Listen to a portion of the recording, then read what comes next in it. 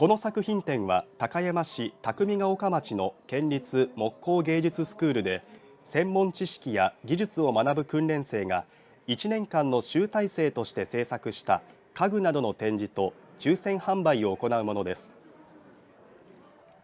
会場には全国から集まった訓練生28人が創意工夫を凝らした椅子や机、キャビネットなどの作品95点が並びました。